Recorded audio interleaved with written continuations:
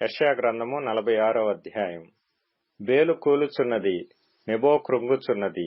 వాటి ప్రతిమలు జంతువుల మీదను పశువుల మీదను మోయబడుచున్నవి. మీ మోతలు సొమ్మసిల్లు పశువులకు భారముగానున్నవి. అవి కృంగుచూ కూలుచూ నుండి ఆ బరువులను విడిపించుకొనలేక తామే చెరలోనికి పోయియున్నవి. యాకోబు ఇంటివారలారా, ఇశ్రాయేలు ఇంటివారిలో శేషించిన వారలారా, గర్భమున పుట్టినది మొదలుకొని నా చేత భరింపబడిన వారలారా, తల్లి ఒడిలో కూర్చుండినది మొదలుకొని నేను చంకపెట్టుకొనిన వారలారా, నా మాట ఆలకించుడి.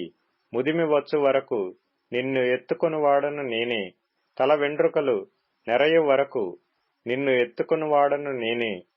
నేనే చేసియున్నాను, చంకబెట్టుకొనువాడను నేనే.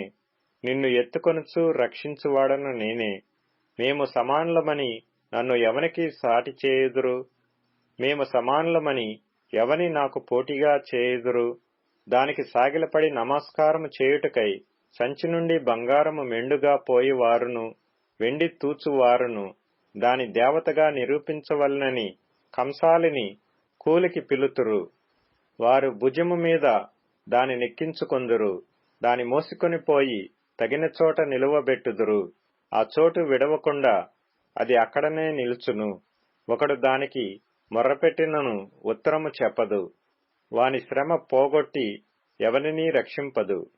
దీని జ్ఞాపకము చేసుకుని ధైర్యముగా నుండుడి.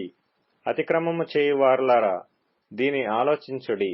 చాలా పూర్వమున జరిగిన వాటిని జ్ఞాపకము చేసుకొనుడి. దేవుడను నేనే, మరి ఏ దేవుడునూ లేడు. నేను దేవుడను, నన్ను పోలిన వాడెవడనూ లేడు.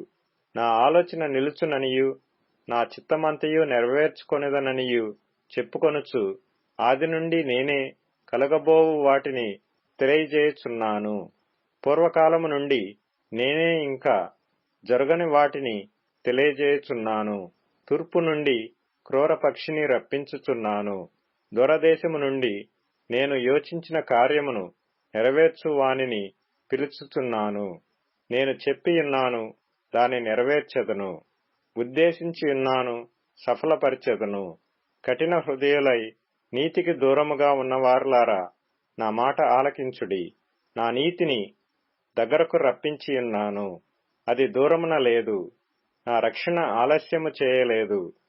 సీయోనులో రక్షణ నుండ నియమించుచున్నాను. ఇశ్రాయేలునకు నా మహిమను అనుగ్రహించుచున్నాను.